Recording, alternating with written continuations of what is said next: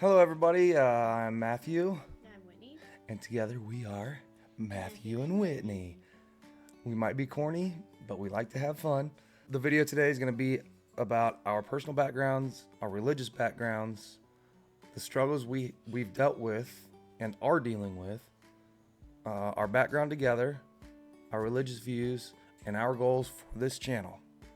So stick with us, and we'll be right back.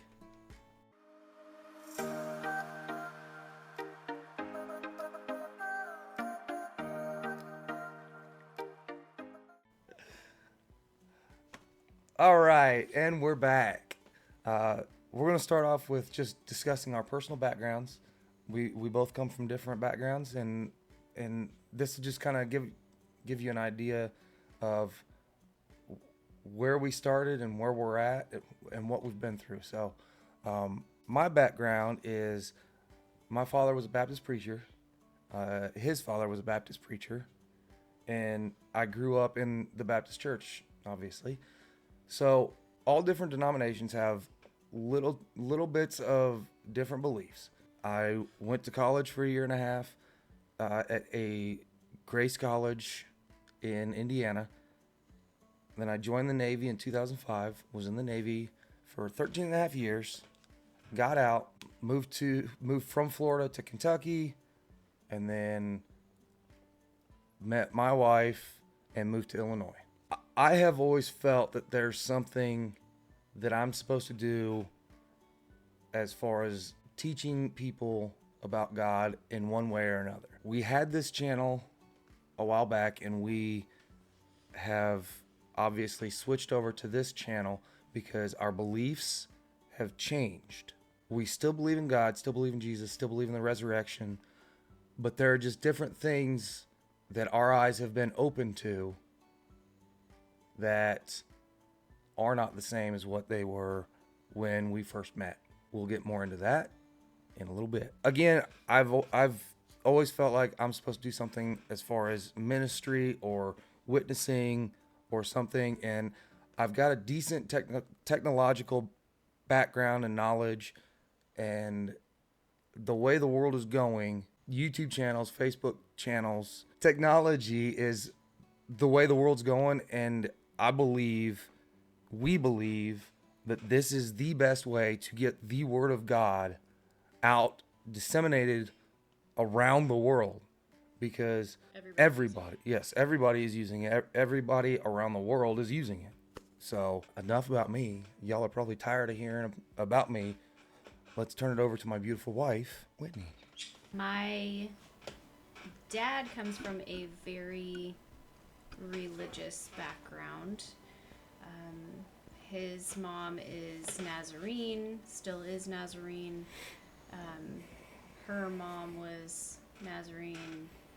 He grew up Nazarene, and he married his current wife. He's been divorced, but he's married his current wife now, and this is kind of how it all came together. She kind of opened our eyes as to how to read the Bible, and that came from her side of things. So I did not grow up in church. I was very small. My mom does not have a religious background like my dad does. Her family was Jehovah Witnesses on her mom's side, and my grandpa, her dad, didn't believe in God. So not much religious background on my mom's side. So she met my dad, then went to the Nazarene church when she was, I don't know, an older teen or young 20s maybe. And so I was in the church for just a couple of years before they stopped going. And so we didn't grow up in church. I have two siblings. And I kind of found Christianity when I was in college. Well, I guess I went to a couple church camps as a kid, like in 5th and 6th grade. But I kind of found it on my own through work, people that I worked with. So I was in my college years when I found that, and from my early 20s until my early 30s, I was in just a typical, I've been kind of tossed around in different churches and had some friends that I did Bible studies with and whatnot. Was baptized twice. I was baptized when I was in 7th grade, I think, and then re-baptized because I felt like I had to rededicate myself to God. So I was in my college years, I think, when I was rebaptized, and then in my early 30s, my stepmom kind of had a conversation with me that changed things around. I still didn't really go towards that, but I was like, oh yeah, that makes a whole lot of sense. Like, the first time I heard it, I was like, okay, well, you obviously have something here that makes sense, and I get it. But I never studied it out. I never really went and dove into it. I was just like, yeah, that makes sense. Okay, I believe that. And then just kind of coasted, didn't do much with religion. Then I met him. I was very attracted to him. Yeah, we can just leave it there. I was very attracted that he was a Christian and believed in the same things that I did, and so I was like, okay, I gotta marry this guy. That was huge for me. So then we kind of evolved, as he said, and studied together, and we took a little bit of a different path. Still believe in the exact same God and the exact same Jesus and the exact same resurrection. All that stuff is the same. Just how we read the Bible is different. What else? Did I cover everything you wanted me to cover? Did you cover everything you wanted to cover? I don't know. Oh, okay. Well, if not, then people can ask questions, and we'll answer them whenever we get them. Okay. All right. So moving on from there, we're going to talk about the struggles that we've dealt with and are dealing with. Us personally, not necessarily together. We'll talk about struggles that we deal with together next. So struggles I deal with, as I said, I was in the military for 13 years. I have some PTSD, some anxiety, some depression. Suicide has gone through my head. I'm obviously not proud of that, but I want to make it known because it happens. Everybody goes through their own struggles. Things happen in your life, and it's hard, and sometimes you get in a bad place mentally, and it's not something that anybody's proud of. People do go through it, and we need to recognize that, and we need to be there for each other. But God's gonna bring us out of that if we rely on Him. I'm on daily medication as well as prayer and doing our studies, and life is not easy right now for anybody. And if it is, then you're probably not seeing the real world. And that's another part of why we're doing this, is because we see where the world is and we see where the world is going, and it's severely depressing. It's embarrassing when you're a true believer and you see where the world's at and what is accepted. And blindly follow. And we both have kids, and we know what our kids are gonna have to deal. We don't know what our kids are gonna have to deal with, because looking at where the world was at when we were kids to where we're at now, I'm only 40, and the changes in the world in that amount of time is unreal. And just in the last 15 years, it's mind-blowing. And the fact that our kids are going to have to grow up in this, and worse. We've got to get God back into our kids' lives and into the adults' lives and anybody that's going to listen. Yeah, and you have to be willing to listen. That's the number one thing. We're not going to reach anybody that doesn't want to be reached. Which is the majority of people, unfortunately, because it's comfortable to stay in your bubble and think you know everything and not branch out and learn. You have to have an open mind to everything, which is something that we've been talking about lately, is us finding the truth about how to read the Bible has opened our eyes to so much more outside of just religion. We're kind of finding these other things in society that are hidden and covered up, and we're like, wow, we didn't even, like, we question everything now. Yeah. Because so many preachers are teaching the wrong thing.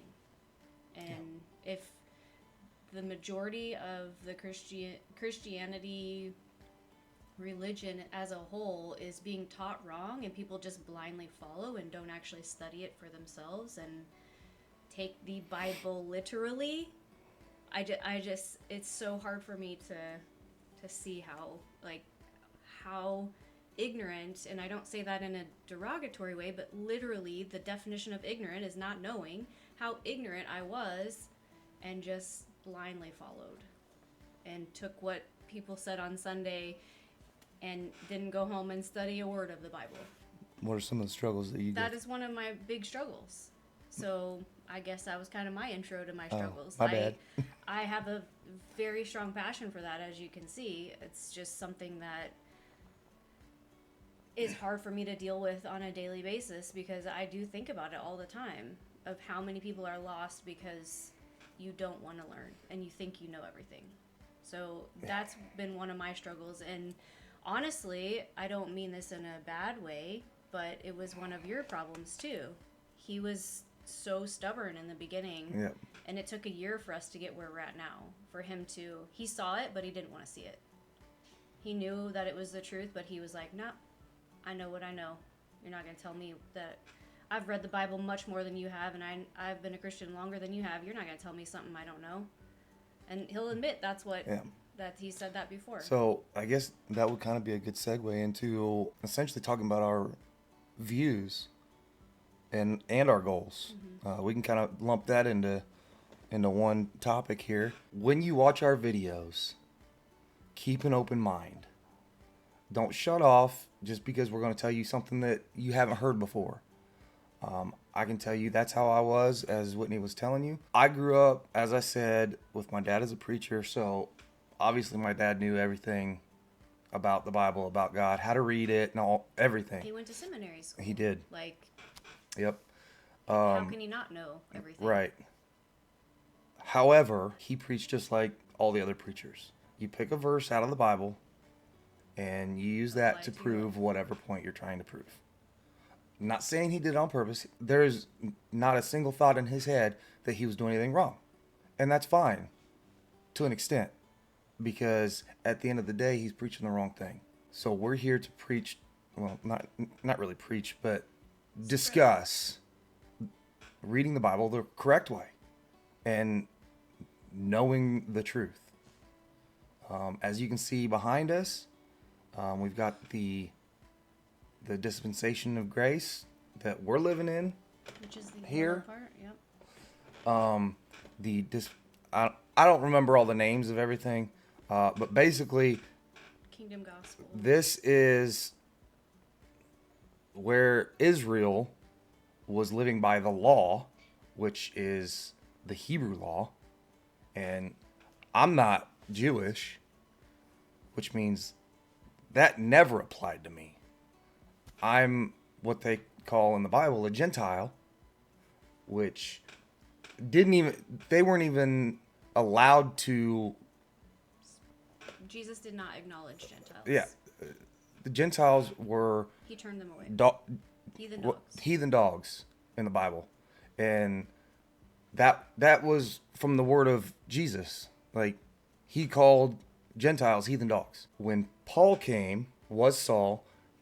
Saul was the last one to audibly hear Jesus talking. and saw the white light. And he was given the gospel for the Gentiles. If you go back and read Acts 9, Ananias was told by God to go see Saul because Saul has the new gospel. It literally says that in the Bible. But people will fight That's that the new till their gospel. death. So Saul, who's now Paul, is meeting with the apostles that are left, mainly Peter, And Peter and Paul are discussing the law and the new gospel, and Peter eventually agrees with Paul that there is a new gospel. And so he goes and talks to the Jews about the new gospel. Paul goes and talks to the Gentiles about the new gospel, which now includes the Gentiles, and heaven is no longer just for Jews. And it did not include Gentiles before. Yeah, before new... Gentiles weren't allowed to go to heaven unless they converted to being Jews. And I don't remember the name for that, but you had to seek out a Jew, go through the process to become a Jew, and right. then you could be saved. Yeah. By following the law. So if you start at Acts and just read, it's gonna blow your mind. But you have to be in the King James Version. Yes, King James is key because King James is the oldest version and the most accurate version. And the most sold version of the Bible, which tells you something. It blows every other version out of the water as far as sales. There are so many things, and we've only touched on the differences between the King James Version and every other version out there. And there are so many key differences in those Bibles. It's you can't look at the version comparisons and say, well, this is the correct word of God. Whenever it takes out, adds, removes, changes words, it does not make sense. Yeah. It just doesn't. Those are our views. Our goals are to disseminate the correct word of God, to teach you how to read it, to help everybody understand. We're going to be doing live studies. We're going to do recorded studies. We're going to try and get people in so that we can interview them and get other perspectives and views and thoughts. And we've got a lot planned for this channel. So please come back. Please check us out. Forward videos, share videos. We're going to have a lot of fun. We're going to learn a lot. And we just hope that God blesses all of this, because that's ultimately what this is all about. We're going to end on a quote that Whitney's son Jackson had on a piece of paper. I don't know where he got it. I don't know if he made it up. I changed one word. Life is a one-time offer. Use it wisely. Love y'all. God bless you. We'll see you on the next one.